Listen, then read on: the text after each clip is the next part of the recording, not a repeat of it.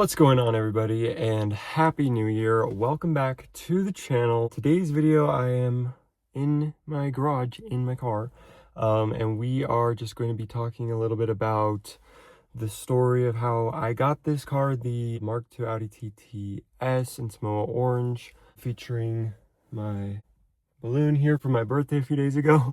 Last video, I did a full review of this car. I was over a year ago.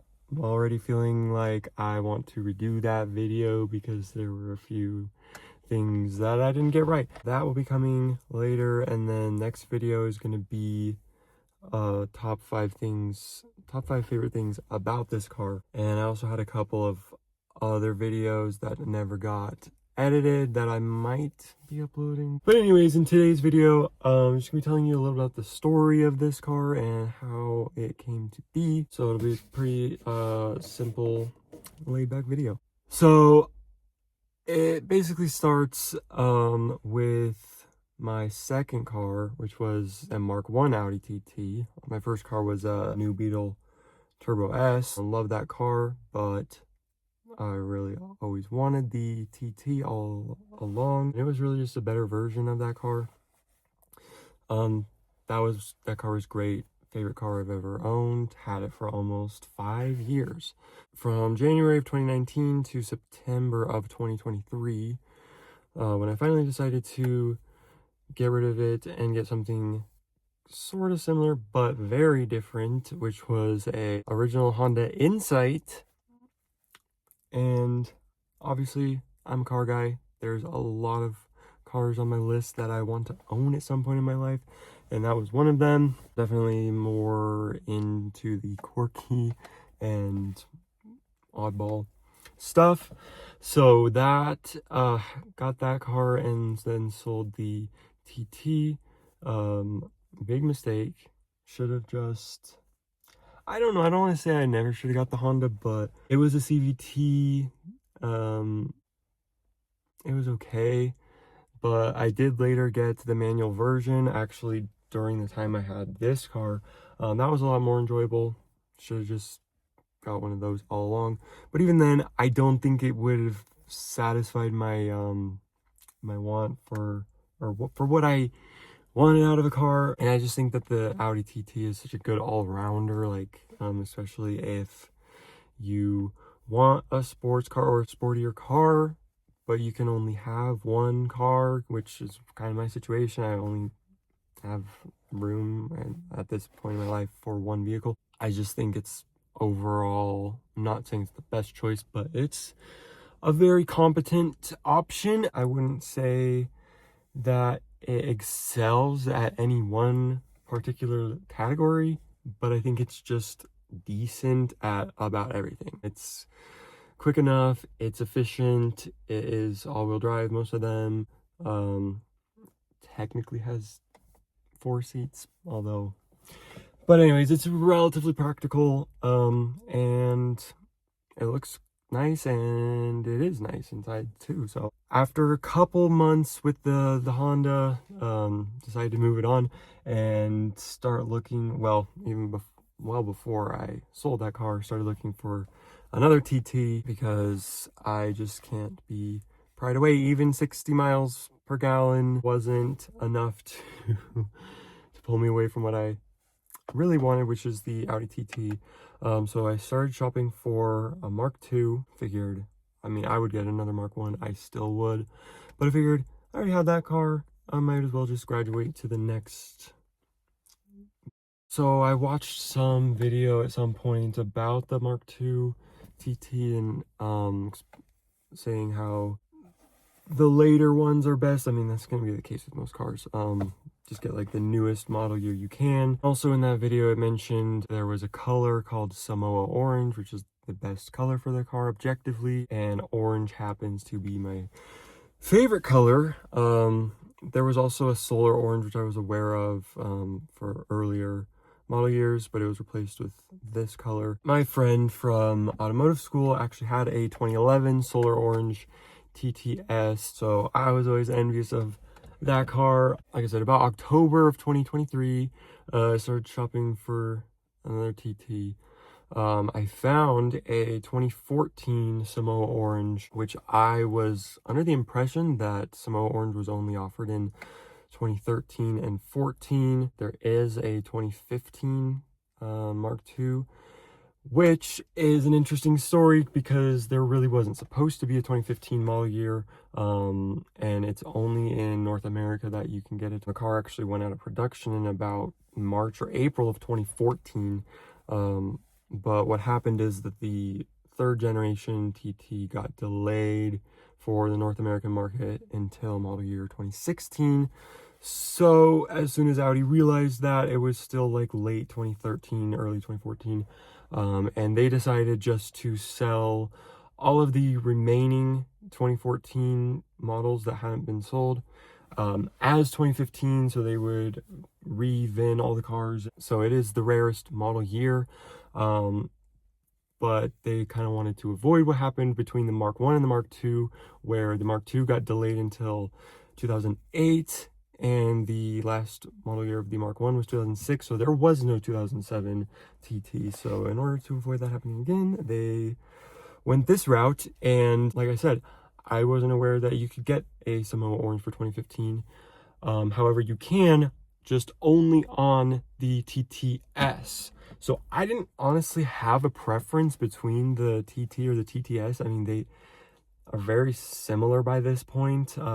Engine makes the same amount of torque on both models. It's just the TTS has more horsepower, although the base TT did get the revised, or I guess completely overhauled EA 888 engine, which in early cars was known to have issues with excessive oil consumption, and even later ones having issues, early and late variants of that engine having timing chain tensioner issues and timing chain stretching. I think by 2014, 15, at least the, oil burning was pretty much solved. So again, I was okay with either one because it was basically just choosing between a timing chain and a timing belt, and the timing chain wasn't necessarily any more reliable in this case. I would have taken either one, but come to find out, the only way to get Samoa Orange in 2015 was on the TTS. Again, I would have taken a 2014. It just so happened that I found this one that was a 2015.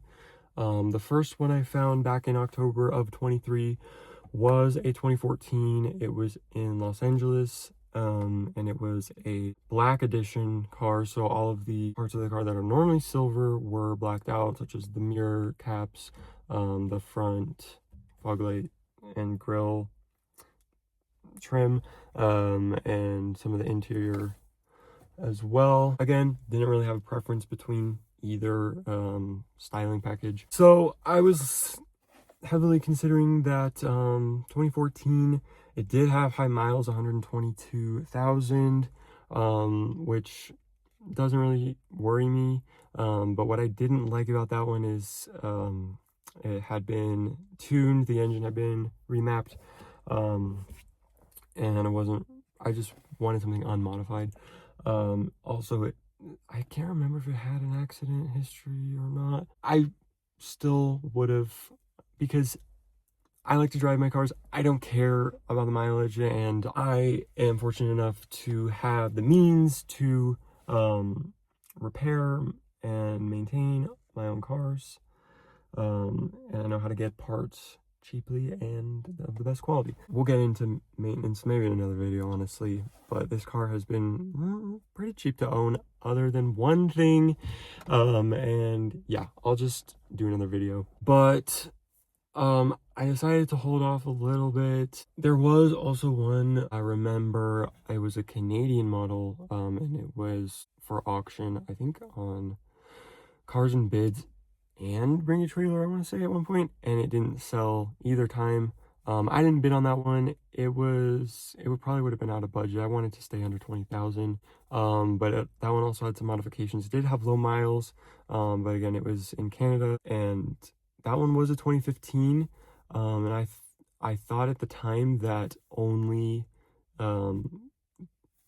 Canadian models for 2015 could come in Samoa Orange, but then fast forward to January of 2024, late in January, early in February of that year, and I came across one in Washington State, and it was a 2015, and it was a US model, and it was Samoa Orange. Lo and behold, you can in fact get a final model year TTS only in Samoa Orange. So that was the one that I ended up pursuing. That is this car. It had 99,500 miles at the time, which again was lower than the first one. I debated whether I wanted to ship the car or drive it, or fly out to Washington and drive it back to home to Colorado. Decided at the end of the day just to make the drive. So I think on February 6th was when I bought the car over the phone, and then sent my deposit. The dealership then sent all of the paperwork in the mail for me to sign and send back. And then I flew out on February 22nd, 2024 into Seattle, and then Ubered to Bellevue where the dealer was located. The dealer, Park Place Limited, was great. I can't say enough good things about them. And this was actually the both cheapest and highest mileage car that they had on their lot, which is kind of funny. But they were so wonderful even despite all that. And they really made me feel valued and took me on a tour around the whole place. They had some incredible inventory. They gave me this detail kit, which just has some Adams polishes and some microfiber towels and things. Really just the best experience, and it was so easy, and I can't thank them enough. Then, like I said, I drove the car all the way back to Colorado.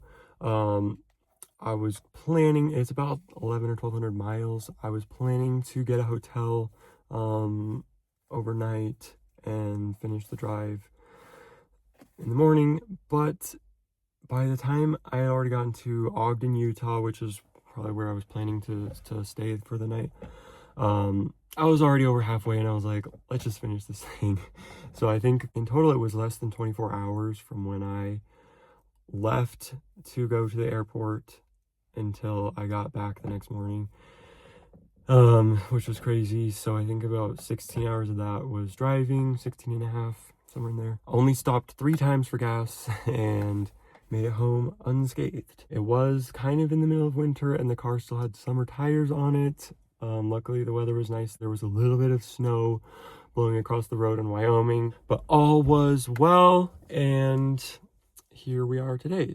So that is the story of how this car came to be, at least for me. Oh, the other thing I didn't mention was actually this car was sold new in Boulder, Colorado, and then stayed here for basically its whole life until it was traded in up in Washington at the end of 23, and then I immediately brought it back here. So for all intents and purposes, it's been a Colorado car its whole life. Probably the only one in this color that was sold in Colorado, I would have to imagine, at least for this year. So yeah, it's pretty cool, pretty special. I am lucky to have it and ever grateful and blessed. I'll probably continue to have it for another 2-3 years. So lots more content to come on the TTS. Stay tuned for that. Until then, make sure to subscribe, leave a like, and comment on this video if you did enjoy it. And thank you so much for being here. Thank you for watching, and we'll see you in the next video.